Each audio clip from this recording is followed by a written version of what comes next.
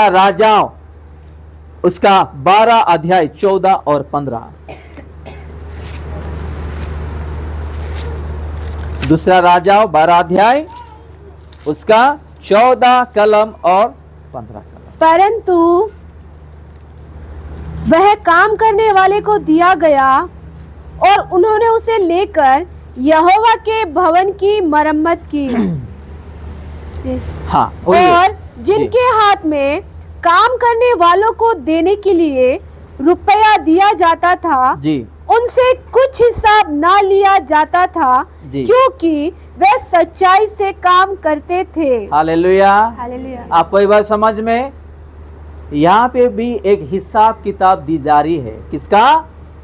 एक काम के बारे में जो प्रभु ने दिया है, जो जिम्मेदारी, चाहे वो कलीसिया का हो, चाहे प्रभु का काम हो, चाहे अलग काम हो, यहाँ पे भी हिसाब किताब दी जा रही है। फिर से हम पढ़ेंगे पुराना नियम में 464 464 पेज नंबर पुराना नियम में दूसरा राजाओं उसका 12 अध्याय 14 और 15 में ये लिखा है, परंतु ये काम करने वाले को दिया गया और उन्होंने उससे लेकर यहोवा के भवन की मरम्मत की। देखो किसका?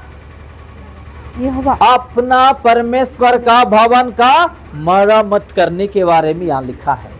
हालेलुया। अगर कोई कलीसिया के लिए चिंताएं कर रहे हैं, प्रभु का सेवका आगे बढ़ने के लिए चिंता कर रहे हैं, उसके बारे में भी हमें लिखा है। आज इंसान को आप कितना भी पैसे लगाओ या दे दो, उसके लिए कुछ आशीर्वाद या पुरस्कार आपको नहीं मिलने वाला। लेकिन आप प्रभु के लिए कुछ करोगे या कलीसिया के लिए कुछ करोगे, सेवका आगे बढ़ने के लिए कुछ करोगे, उसका आशीर्वाद ऐसे ही होगा जो वचन अभी पढ़ रहे हैं। फिर से हम पढ़ेंगे उसी 14 में क्या लिखा है।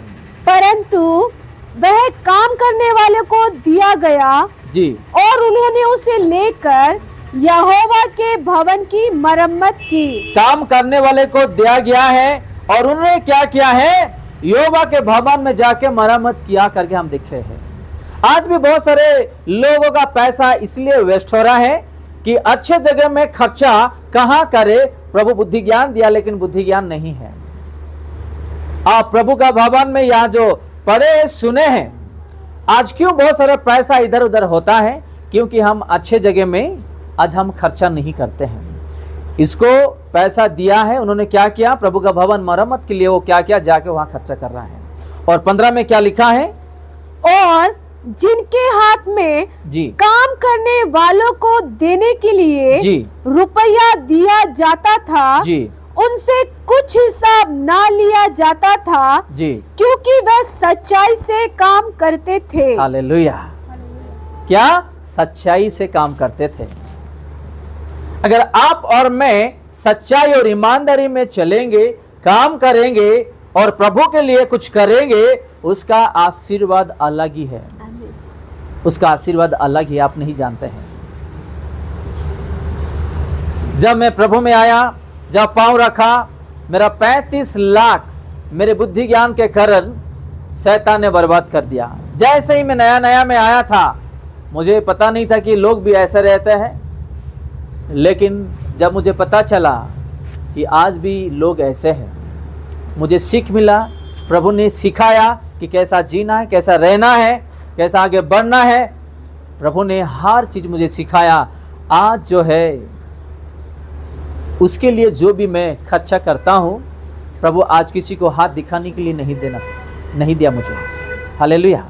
आज प्रभु किसी को हाथ दिखाने के लिए मौका नहीं दिया है या किसी का सामने झुकने के लिए नहीं दिया, क्योंकि मैं इंसान के ऊपर खर्चा नहीं करता हूं। मैं उसका सेवकाई के लिए खर्चा करता हूं, उसके भवन में खर्चा करता हूं। प्रभु आज मुझे किसी चीजों में कमी नहीं किया है। हालेलुया।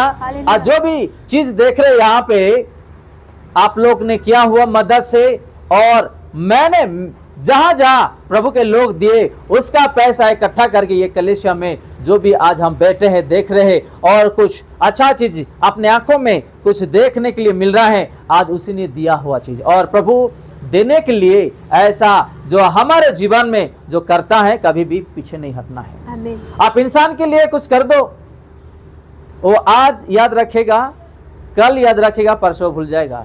थोड़ी भी गड़बड़ी हो जाने दे, थोड़ी भी गड़बड़ी हो जाने दे, वो तुरंत आपसे हट जाएगा, वो हट जाएगा, वो नहीं आएगा, क्योंकि आपने किया हुआ वो चीजों को वो भूल चुका है। आप किसी को उधार दे दो 10,000 5,000 और बाद में वो लौटा देंगे, कुछ दिनों के बाद वो भूल जाएंगे। लेकिन आप प्रभु के लिए, भवन के लिए, कलीसिया के लिए कुछ कीजिएगा, प्रभु कभी आपको छोड़ते नहीं है, प्रभु कभी छोड़ते नहीं है। आज ये स्थान पर अगर हम बैठे हुए हैं, किसी ने प्रभु के लिए कुछ किया है जो आज उसके जगह में हम यहाँ बैठे। हालेलुया। आज कोई तो भी प्रभु के लिए कुछ किया है, लाखों करोड़ों रुपए खर्चा करके प्रभु का कलीसिया के लिए, उसके दासों के लिए और कलीसिया के लिए, अलग चीजों के लिए जो कुछ किया है, जो आज उसी के जगह में आज यहाँ पे हम बैठे हैं और यहाँ पे कलीसिया में अच्छा आज प्रभु का दिया हुआ शांति का आराधना हम कर पा रहे हैं। हालेलुया। आप अगर किसी इंसान के लिए कुछ करते हो, आपको कुछ भी नहीं मिलने वाला, आपको ना प्राइज मिलने वाला, ना आपको अवार्ड मिलने वाला, ना आपको कोई धन्यवाद देने वाले, ना आपका कोई नाम आएगा, कुछ नहीं। आप प्रभु के लिए कुछ करके देखो, प्रभु आपको ऐसा आशीर्वाद करेंगे, जीवन में कभी आप नहीं भूल पाओगे। इसलिए यहाँ पे लिखा है, मैं फिर से 14 और 15 में पढ़ता हूँ, आप लोग के लिए ध्यान से दीजिए, इस वचनों को सुनिएगा और ध्यान दीजिएगा। परंतु ये काम करने वाले को दिया गया और उन्होंने उसे लेकर क्या किया, यहोवा के भवन में मरम्मत के लिए सारा चीज दे दिए है। आज कितना कितना कलीसिया देश देश में ऐसे है कि खुद का कलीसिया नहीं है, कुछ कलीसिया में कुछ बनाने का कमी पड़ गया है, या अलग अलग चीज जो है ये भी हिसाब की जाती है। अगर बुरा चीज प्रभु हिसाब करते हैं तो अच्छा चीज भी प्रभु यीशु मसीह हिसाब करते, जब हम उसके लिए कुछ करते हैं। हालेलुया। हालेलुया। अगर आपके बेटे और बेटी के ऊपर आप पैसा खर्च करते हैं, अच्छे पढ़ाई में, आने वाले दिनों में क्या करते हैं बेटे बेटी, अपने पांव में खड़ा होकर नौकरी करते हैं, अपने माता पिता की देखभाल करते हैं। आपको ये बात समझ में? एक माता पिता अपने बच्चों के ऊपर लाखों करोड़ों रुपए खर्च कर रहे पढ़ाई में, और जब बाद में बच्चे लोग जो है पढ़ाई करके अपने पांव में खड़ा हो जाते हैं, तो माता पिता का भी बच्चे लोग देखभाल करते हैं और उन लोग आगे बढ़ते हैं। आज उसी प्रकार से हमारे जीवन में जो प्रभु का नाम पर जो हम जीते चलते जानते हैं, और उसके नाम पर आज अगर हम कुछ करते हैं, वो कभी नहीं छोड़ते, उसका कहीं गुना आशीर्वाद हमारे जीवन में वो करते हैं। हालेलुया। आपने खुद अनुभव किए होंगे, अब जो भी दान दे रहे या दशमांश दे रहे हैं, आपको प्रभु कैसा आशीर्वाद कर रहा है, आप खुद अनुभव कर रहे होंगे। हम और एक वचन देखेंगे, जी कल उसका 18 अध्याय 20 से लेकर के 24 तक हम देखेंगे।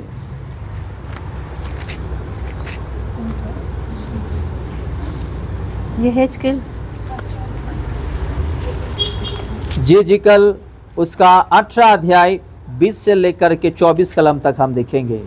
पुराने नियम में 988 पेज नंबर पढ़िएगा। जो प्राणी पाप करे वही मरेगा, ना तो पुत्र पिता के अधर्म का भार उठाएगा जी, और ना पिता पुत्र का। जी। धर्मी को अपने ही धर्म का फल और दुष्ट को अपनी ही दुष्टता का फल मिलेगा। परंतु यदि दुष्ट जन अपने सब पापों से फिरकर मेरी सब विधियों का पालन करे और न्याय धर्म के काम करे, तो वह ना मरेगा, तो वो नहीं मरने वाला, वरन जीवित ही रहेगा।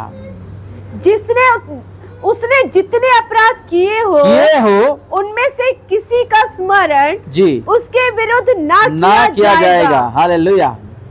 जो धर्म का काम उसने किया हो जी, उसके कारण वह जीवित रहेगा।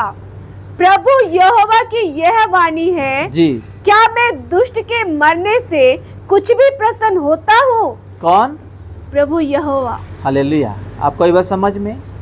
क्या दुष्ट मरने से मैं खुश हूँगा? क्या एक परिवार में एक बेटे बेटी बर्बाद हो गए, अपना माता पिता देख पाएंगे, खुश हो जाएंगे? पढ़ाई के लिए अगर भेजेंगे, पढ़ाई नहीं करेंगे, मनमानी करेंगे और पैसा बर्बाद कर देंगे माता पिता का, क्या अपना माता पिता देख करके खुश हो जाएंगे? वैसे यहाँ पे यहोवा कह रहे हैं, अंडरलाइन कीजिएगा इस वचनों को, पढ़िएगा फिर से। प्रभु यहोवा की यह वाणी है, ये वाणी है, क्या मैं दुष्ट के मरने से, क्या मैं दुष्ट मरने से कुछ भी प्रसन्न होता हूँ? जी, क्या मैं इससे प्रसन्न नहीं होता जी, कि वो अपने मार्ग से फिरकर जीवित रहे? हालेलुया। और 24 में क्या लिखा है? परंतु जब धर्मी अपने धर्म से फिरकर तेरे काम वरन दुष्ट के सब घृणित कामों के अनुसार करने लगे तो क्या वो जीवित रहेगा? जितने धर्म के काम उसने किए हो जी, उनमें से किसी का स्मरण ना किया जाएगा। जो विश्वासघात और पाप उसने किया हो उसके कारण वह मर जाएगा। देख लो, सब लोग ध्यान से सुनिएगा और पढ़िएगा, अंडरलाइन करिएगा। ये छोटी मोटी बात नहीं है, हम में से हर एक को हिसाब देना पड़ेगा। ये हमारा जो जीवन है, ये छोटी मोटी जीवन नहीं है, छोटी मोटी जीवन ही है प्रभु के लिए। आज बहुत लोग बोलते हैं ना कि मेरे जीवन में पैसा बहुत बड़ा है, मेरे जीवन में नौकरी बहुत बड़ा है, मेरे जीवन में ये परिवार बहुत बड़ा है, मेरे जीवन में सोना चांदी बहुत बड़ा है, मेरे जीवन में ये बहुत बड़ा है। कुछ नहीं है, प्रभु के लिए हमारा आत्मा बहुत बड़ा कीमती चीज है। हालेलुया। प्रभु का दृष्टि में हमारा जो आत्मा है बहुत बड़ा कीमती है। इसलिए यहाँ पे 20 में फिर से हम देखते हैं क्या लिखा है, जो प्राणी पाप करे वो ही मरेगा, मरने वाला है। अगर आप और मैं पाप करेंगे, एक ना एक दिन मरने वाले हैं, इसका भी हिसाब अपने को देना पड़ेगा। थोड़ा बच्चे लोगों को साइलेंट रहने के लिए बोलिएगा। इसमें हम देखते हैं जो प्राणी पाप करेंगे वो मरने वाले हैं, ना तो पुत्र पिता के अधर्म का भार उठाएगा और ना पिता पुत्र का। धर्मी को अपने धर्म का फल और दुष्ट को अपने दुष्ट का फल उससे मिलने वाला है। दुष्ट का फल कैसा उसको मिलने वाला है, ऐसा ही मिलेगा। जो धर्मी है, जो प्रभु के साथ धर्मी होकर के जी रहा है, उसको कैसा फल मिलने वाला है, वो उसको ऐसे ही देगा। तो संभाल लेना अपने आप को, अपने आत्मा को, अपने जीवन को, अपने परिवार को। अगर अपने परिवार में कोई गलत रास्ते जा रहा है या आपके पहचान वाले कोई गलत रास्ते में जा रहे हैं, उसको बोलिएगा ये ठीक नहीं है, बोलिएगा। अगर आप नहीं बोलेंगे तो एक ना एक दिन आपको भी उसका जीवन के लिए हिसाब देना पड़ेगा, क्योंकि आपके आंखों में आप देखे हैं, आपके कानों में आप सुने हैं कि गलत हो रहा है आपके सामने।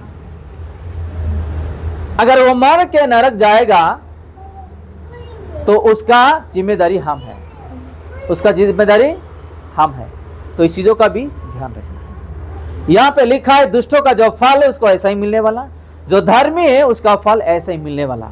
और आगे क्या लिखा है हम देखते हैं 21 में क्या लिखा है, परंतु यदि दुष्ट जन अपने सब पापों से फिरकर, हाँ, यदि दुष्ट जन अपने सब पापों से फिरकर मेरी सब विधियों का पालन करे और न्याय और धर्म के काम करे तो वह ना मरेगा। बस क्या करना है अपने को, प्रभु का वचनों में ऐसा जीना है, यानी कि ऐसा जीना है। आप किसी का बुराई मत करो, यानी कि नहीं करना है।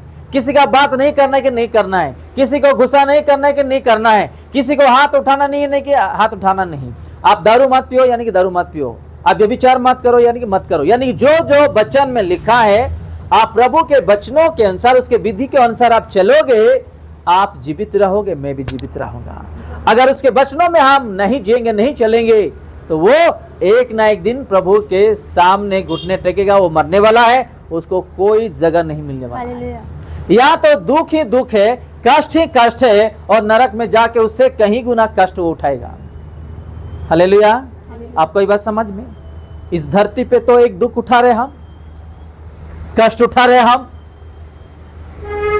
आज जो है शांति नहीं है, आनंद नहीं है, खुशी नहीं है।